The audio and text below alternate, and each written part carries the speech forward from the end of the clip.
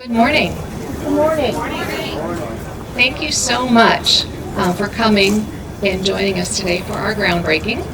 I'm Michelle Delariva, and I am proud to serve as the Executive Director at Community and Family Resources. I want to welcome you to the future home of the expanded Grays Woods Recovery Center. We are so excited for this day. On behalf of our board, our leadership team, and our staff, thank you again for joining us for this milestone moment. I want to also have a warm welcome to our partners in government and philanthropy, Senator Kreinbrink, Mayor Rosen, Supervisor McCoy, Julie Stewart, and the Prairie Meadows team.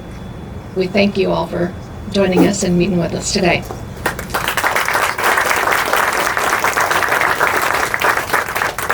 Your presence reminds us that behavioral health really does matter here in Iowa, and that there are so many people who care about those who are suffering from substance use, mental health, and problem gambling disorders. It's exciting to see that the Des Moines community is ready to stand together in order to promote recovery. This day has been possible because of the trust and investment of so many. The state of Iowa, Polk County, Prairie Meadows, and dozens of private donors. What we know is that Iowa continues to face a behavioral health crisis. We rank amongst the highest in binge drinking and the lowest for behavioral health services. This project, we hope, will help change that. We will be adding 74 new beds. Very exciting. The program will have gender-specific programming for men and women, a new expanded detox program, an adolescent residential program, and then an expanded outpatient clinic. When complete, we are hoping to be able to serve many, many more Iowans for the upcoming years. For our team, this groundbreaking is more than just construction. It's the culmination of years of vision, planning, and perseverance. There are several team members here that over the last 3 years just continue to say, Michelle, we know you can do it. So I want to thank Aaron Trotter, who's the outpatient supervisor here. I think he was one of the main champions I had when I would come to Des Moines. He always was one that would just give me hope that it was going to happen. Terry Pauley, I don't know if he came out or not, but he's one of our outpatient counselors also every time.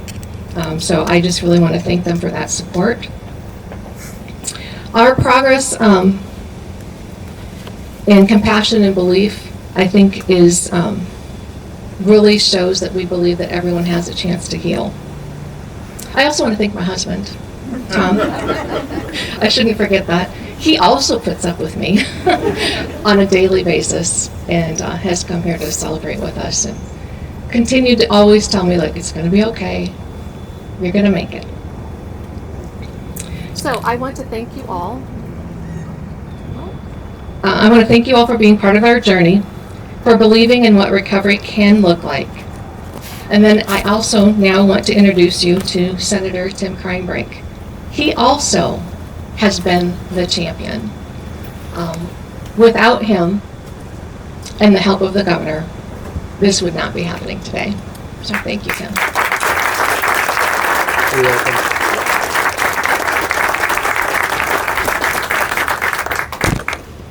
Well, it's kind of ironic that we've got Prairie Meadows here today, because if you're a betting person, there were times that the odds would go like this if this project not get really done or not. So I don't know what the over/under was, but we did hit the finish line. So first of all, today, the governor couldn't make it. She had sent a letter along that I could read for her, and I know that she wished that she would have been here. We were actually with her last night, and I know she had a chance to talk to Michelle, and she is just totally thrilled about this project, isn't she? And she was very thankful that we got it across the finish line. So this is a note from Governor Reynolds. As Governor of the State of Iowa, I offer my sincerest congratulations on the groundbreaking of the Gray Woods Recovery Center. May this site become a beacon of hope for Iowans in need. I also offer my profound gratitude to Community and Family Resources, CFR, for making this moment possible. For 57 years, CFR has been one of Iowa's most important substance use treatment providers. Across the state, its integrated approach combines behavioral health and preventative services to help individuals break free from the agonies of addiction. Now, CFR's life-giving work will be enhanced by a construction of the new Gray Woods campus, an $18 million expansion that will offer 74 behavioral health treatment beds and a full continuum of care from treatment services to recovery. This is a perfect example of what is possible when state, county, and local leaders work together toward a common goal. My office has long sought to leverage these partnerships to improve Iowans' access to behavioral health services. After establishing our first children's mental health system, securing a reliable behavioral health funding source, and aligning Iowa's 13 mental health regions and 19 substance use service areas into 7 unified behavioral health districts, it's clear that our effort is paying off. Nonetheless, a system is only as strong as its parts. That's why this groundbreaking remains so important once again. I want to thank everyone who is working to make Gray Woods Recovery Center a reality. May God abundantly bless you and all your efforts to bring hope and opportunity to Iowans. Sincerely, Kim Reynolds, Governor of Iowa.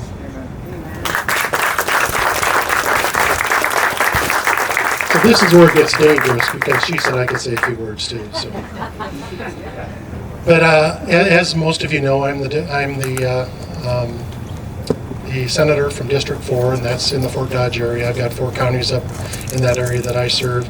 I also have the task of being the Senate Appropriations Chair, so that means every penny that you pay in taxes comes through my hands, so to speak, and that money then is allocated out throughout the state, and hopefully we do that in a fair and watchdog type effort, which we have been. And also, we weren't blessed because it takes a tragedy to get this, but the opioid settlement funds are something that a lawsuit that was brought toward pharma, some pharmaceutical companies, they had reached a settlement with the state of Iowa that they were to pay a certain amount of money each year for a certain amount of years, and that money is some of what we used for the foundation of this money that we gave to CFR and this building project. We asked for a lot more than we got, and that was kind of the disappointing part. And actually, Michelle and the group have been working on this for a couple of years, and I know that Don with Woodruff Construction has been doing other projects, but I think they were always waiting, saying, "Okay, when's this going to happen? When's this going to happen?" And I wish that I could have gave Michelle a more firm answer on that, but she was right there with us. I felt that I was very honest with her. I think she knows more about the political system right now than she even cares to know, and she probably likes it less than she's ever liked it before in her life as well. But I said, welcome to reality. This is how it works down here, and sometimes people are hot and sometimes they're cold, and we get close to the end, and then we think we have a deal, and then we don't. And we just kept doing this with the opioid funds because we had about $56 million in that fund waiting to be allocated. Our county supervisors also get a check every year from the opioid settlement. Every county does, and then that county then is under their discretion will be able to give that money out as well to their county to help on things that it qualifies to be spent for. So that's also important, that it can be spent for something like this, or it can be spent for a lot of different things, but there's things that can't be spent for either. So we have to stay within those legal bounds. But the opioid funds came in. I think we secured about $3 million for that. And then I went to the governor. I said, are we going to make this happen, or are we not going to make this happen? And she said, we need to make this happen. So We talked to the governor's staff, and we did secure $5 million additional dollars then through the ARPA funds that were left over from the COVID years. There was still some money laying around that wasn't being spent, and she felt that this is one of the places, if it's the end of our spending, and that's all gone now. She said this is well worth putting the money towards something that's going to serve Iowans in the best way possible. I always tell Michelle, and I tell others, wouldn't it be nice to have a building that we're not always playing defense and we're always trying to catch up with a problem, but we're on the front end of it playing offense. You know, I was a football player, and I always said that, you know, unless you're the steel curtain of the whatever year it was when the Steelers were so good with defense that they were winning games. There's not many defenses that win games. It's the offense that scores the points. And I think we have to get a handle on this addiction problem and the mental health problem so that we can change our focus from trying to make people better to try to make people never get sick. And hopefully we can turn that page so we can be part of that solution rather than trying to always catch up with the problems that are coming, you know, to us in this world today. So with that being said, I just want to, and every time I look at Michelle, I want to laugh and I want to cry because we've been through a lot together, and I am so happy that we got this over the finish line. And you know, Fort Dodge has a facility there that is absolutely beautiful. I've been in it many times.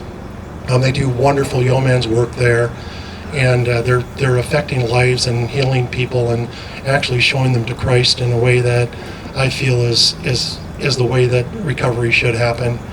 And I thought, you know what, why can't we share that with another community as well? So we are the state of Iowa. I'm happy to represent them here today, and congratulations, Michelle, and we hope the best for you and your project.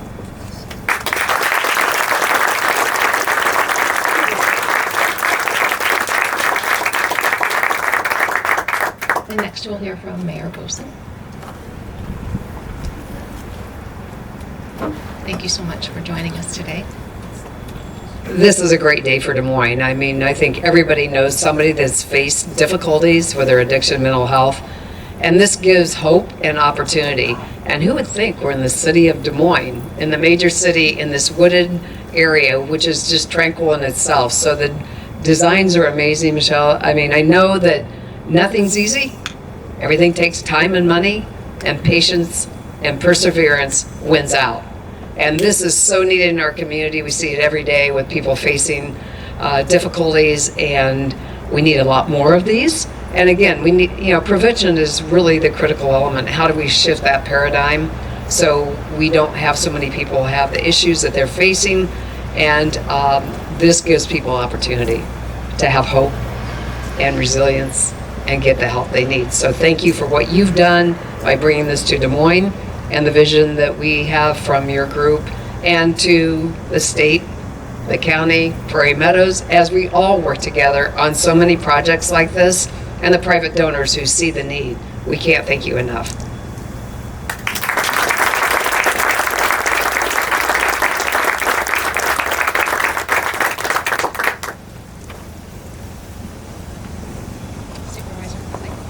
Thank you.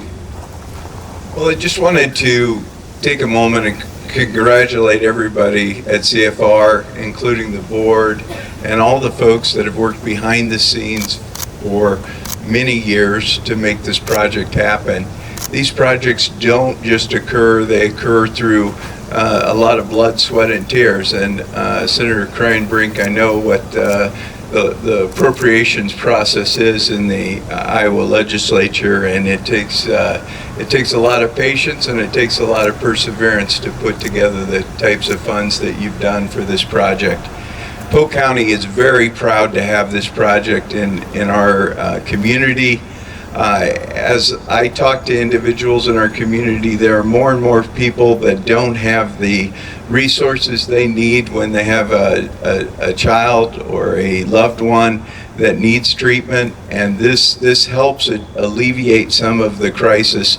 As I was looking through the materials for this presentation today, I saw that more than 600 people have been turned away from treatment beds. In my own family, we've seen family members have to leave the state of Iowa to seek treatment in competent facilities. So this is a real resource for our community. It's a beautiful setting, backing up to the nature preserve here. It is nothing short of a red letter day for Polk County. So congratulations to all of you and everybody that's been a part of this to this point. Congratulations.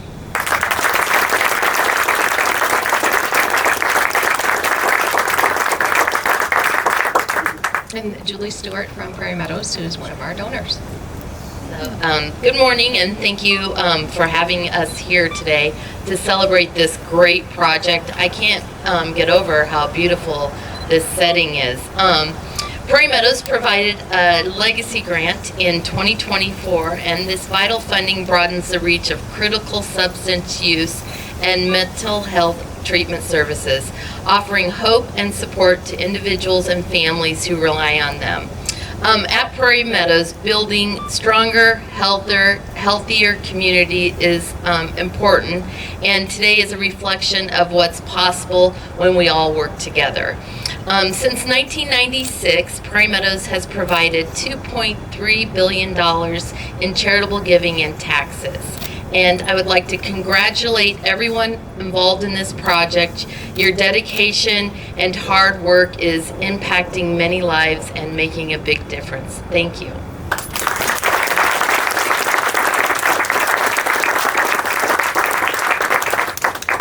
And we're going to end our presentation with Ed, who is going to provide his own recovery story for us. I want to thank you for doing that, because I know it can be difficult to stand in front of others and be vulnerable. Thank you. On August 30th of 2020, the organization prior to CFR had a closing date, and Michelle came in and said, we can't let that happen. The city and state both said, uh-oh, we all can't let that happen. But Michelle came in with CFR and took over, and we are here today because of Michelle's hard work and because of the personal and professional sacrifices that Mandy Etkin has made over these years that the world will never know. So we want to thank both of them, as we said. The first treatment center I went to did not take committals. The second treatment center I went to didn't take insurance. And the third treatment center I went to said, if you need help, we will try to help you. And that was CFR. I came here from CIS. I had $12.35 to my name. I'll never forget that.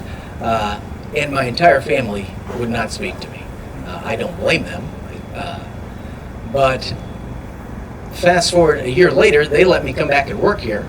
And I did for 3 years, which was one of the most formative experiences of my life.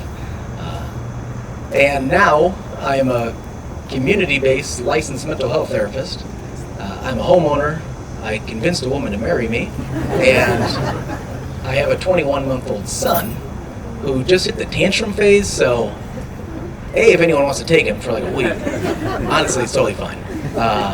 And that getting through that might be harder than getting sober. But and I don't say that from ego. I say that just to show the ripple effects of what happens when we invest in people through treatment centers like CFR. And not only me, I'm very inconsequential. But I mean, there's a group back there called Sober Soldiers who online have 7,200 members. And they have multiple in-person meetings every week in the community. And an online presence that is just on fire. And that started at CFR. They started here. So forget anything I've done. I mean, what they've done is unbelievable. And again, that stems from the foundation of CFR. But this building will be a reflection of this community's investment, which we cannot thank you enough, in the most vulnerable populations among us. It's also a reflection of the indescribable hard work of the frontline workers who every day get yelled at, cursed at, and blamed for everything and anything that clients can think of. They are the true heroes of recovery who never get enough credit and never will. And lastly, it is a reflection of the fact that the current building, we're glad it's there, but if everybody in the building right now jumped at the same time and landed, it would crumble to the ground. It's not it's worn out its welcome. And so we are so happy to have this year coming up. And I just want to finish by saying thank you for my life.